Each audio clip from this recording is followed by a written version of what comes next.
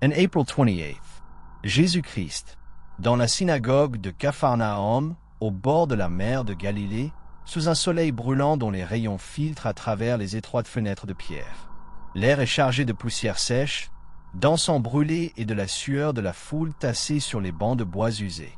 On sent le bourdonnement des conversations murmurées, le frottement des tuniques contre le sol pavé, tandis que les fidèles se rassemblent pour le service du sabbat.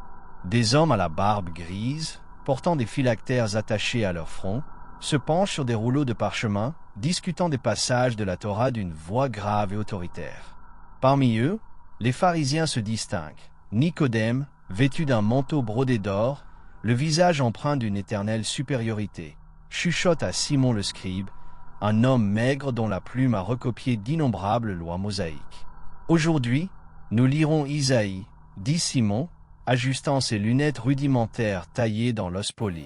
La tension est palpable. Des rumeurs parlent d'un prophète errant venu de Nazareth, un village insignifiant dans les collines, et les chefs religieux échangent des regards sceptiques.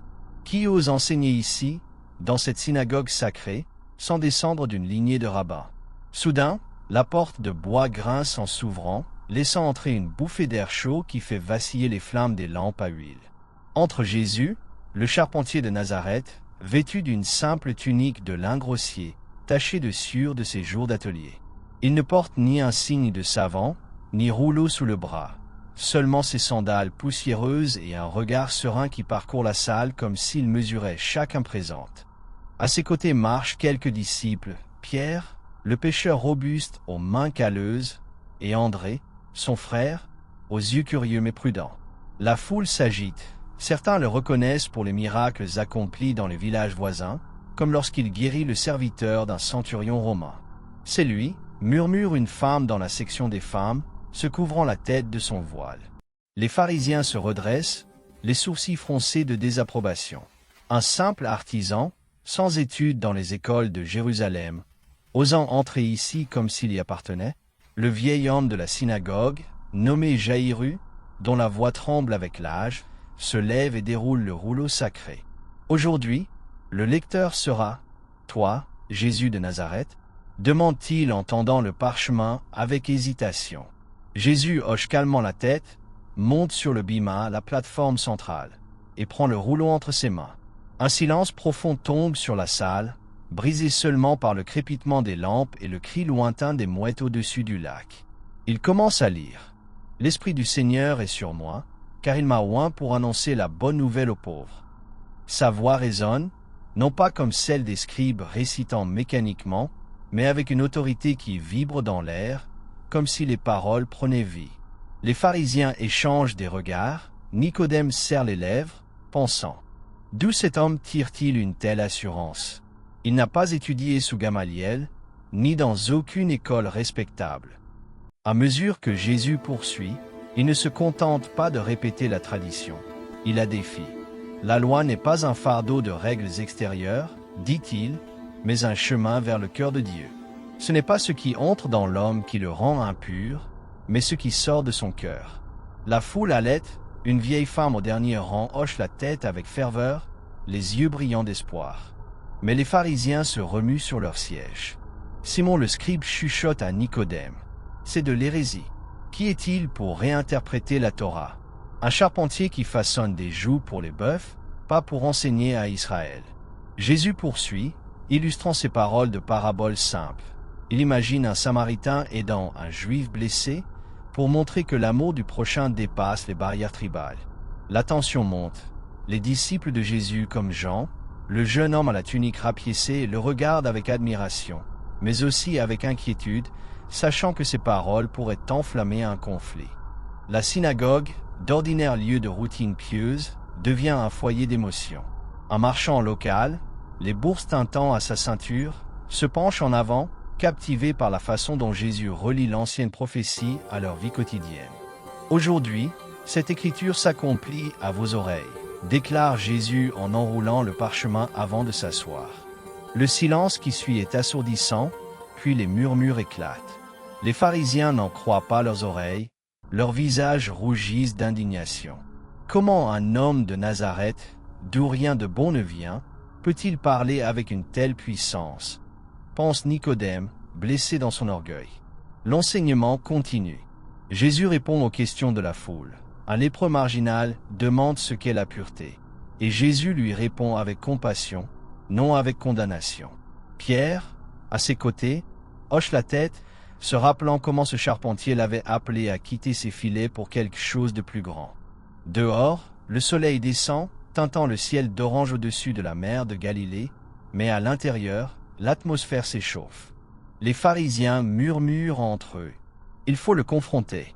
Il ne peut défier nos traditions sans conséquence. Impassible, Jésus continue d'enseigner, sa voix semblable à un fleuve qui érode les pierres anciennes. On sent à travers les fenêtres la fragrance des épices du marché voisin. Rappelle que ce moment n'est pas seulement une leçon, mais le commencement d'une révolution spirituelle. La foule se divise. Certains le voient comme le Messie promis, d'autres comme une menace. Et au milieu de tout cela, Jésus demeure serein, son humilité contrastant avec l'orgueil des érudits qui l'observent d'un regard étroit. L'air dans la synagogue de Capharnaüm s'épaissit, comme si le poids des paroles de Jésus pressait contre les murs de pierre. Les lampes à huile vacillent, projetant des ombres dansantes sur les visages de la foule, certains illuminés par l'espérance, d'autres crispés par la méfiance. On entend le froissement des tuniques de lin lorsque les fidèles bougent nerveusement sur les bancs, les yeux fixés sur le charpentier qui vient de déclarer que la prophétie d'Isaïe s'accomplit en lui. Nicodème, le pharisien en manteau doré, serre les poings sous ses manches, son visage figé dans une expression d'indignation contenue. À ses côtés, Simon le scribe tambourine des doigts sur le bras du banc de bois, murmurant « Cela ne peut pas continuer. Il doit être défié. » La tension est un fil tendu, prêt à se rompre, et chacun le sent, des disciples anxieux aux villageois curieux entassés près de l'entrée. Soudain, un jeune pharisien, Caleb, à la barbe taillée et aux yeux ardents, se lève, sa voix tranchant le murmure ambiant comme une larme. « De quelle autorité parles-tu, Jésus de Nazareth? Tu n'es pas rabbin, tu n'as pas étudié à Jérusalem. Qui es-tu pour enseigner dans cette sainte synagogue ?» Le défi résonne, et la foule retient son souffle. Pierre, debout près de Jésus, fait un pas en avant instinctivement, ses mains calleuses se refermant, prêt à défendre son maître. Mais Jésus l'arrête d'un simple geste. Ses yeux, calmes comme la mer de Galilée à l'aube, se posent sur Caleb. L'autorité ne vient pas des titres ni des écoles, répond-il d'une voix ferme mais sans arrogance, mais de la vérité que Dieu place dans le cœur. On peut imaginer l'impact de ces mots, simples, directs, mais chargés d'une force qui fait vaciller même les plus sceptiques. Caleb ne recule pas. Il avance d'un pas, désignant le rouleau posé sur le bima. « Toi, un charpentier, oses-tu interpréter la Torah au-dessus des scribes qui ont consacré leur vie à son étude? Explique-toi. » La foule s'agite. Une vieille femme, enveloppée d'un châle usé, chuchote à sa voisine. Je n'ai jamais entendu personne parler ainsi. Les disciples, Jean et André, échangent des regards inquiets, conscients que cette confrontation pourrait devenir dangereuse. Dehors, le chant d'un coq lointain se mêle au bruit du marché, mais à l'intérieur, tous les regards restent fixés sur Jésus. Il ne vacille pas. Il se lève, sa tunique simple contrastant avec les manteaux ornés des pharisiens, et répond par une parabole. Un homme plante 2 vignes. L'une, il la garde par des règles strictes mais néglige la terre. L'autre, il la nourrit avec amour, et elle donne un fruit abondant. Laquelle accomplit la volonté de Dieu? La question flotte dans l'air, et Caleb hésite, son visage rougissant en comprenant que toute réponse le piégerait. Nicodème, incapable de supporter le silence, se lève à son tour, sa voix grave résonnant avec autorité. « Tes paroles sont habiles, mais elles manquent de fondement. La loi est claire. Seuls les instruits peuvent guider Israël. Quelles sont tes preuves, fils de Joseph ?» La mention de l'humble origine de Jésus provoque quelques rires étouffés parmi les pharisiens. Mais Jésus ne bronche pas. Il désigne plutôt la foule. Regardez-les. Les pauvres, les exclus, ceux qui cherchent Dieu d'un cœur sincère. N'est-ce pas eux que la prophétie d'Isaïe appelle à libérer? Je n'ai pas besoin de titre quand je parle la vérité que vous lisez mais ne vivez pas. Le coup est direct. On sent un frisson parcourir la synagogue, comme si un vent froid venait de la traverser. Une jeune mère dans la section des femmes serre son enfant contre elle, les yeux pleins de larmes, tandis qu'un pêcheur au fond hoche la tête avec ferveur, applaudissant en silence. La confrontation atteint son sommet lorsque Simon le scribe, perdant patience, se lève et pointe Jésus du doigt. C'est de la blasphémie. Tu parles comme si tu étais plus qu'un homme. Déclare qui tu es. La foule éclate en murmures. Certains crient leur soutien, d'autres leur indignation. Pierre et Jean s'avancent vers Jésus, prêts à le protéger si la situation dégénère. Mais Jésus, d'un calme désarmant, répond « Je suis celui qui apporte la bonne nouvelle, comme l'a dit le prophète. Croyez aux œuvres que vous voyez, et vous connaîtrez la vérité. » À cet instant, un homme boiteux, connu à Capharnaüm pour mendier au marché, s'avance en boitant depuis le fond. « Guéris-moi, maître !» supplie-t-il, tombant à genoux. Jésus s'agenouille à ses côtés, pose la main sur sa jambe, et, sous les yeux stupéfaits de tous, l'homme se relève et marche sans peine. La synagogue explose en exclamations. Même Caleb recule, bouche bée. Les pharisiens, divisés, murmurent entre eux. Nicodème, le visage pâle, murmure à Simon. Ce ne sont pas que des mots. Il y a ici une puissance, et c'est ce qui le rend dangereux. Dehors, le soleil disparaît derrière l'horizon, colorant le ciel de pourpre, tandis que l'odeur du poisson grillé du marché emplit l'air.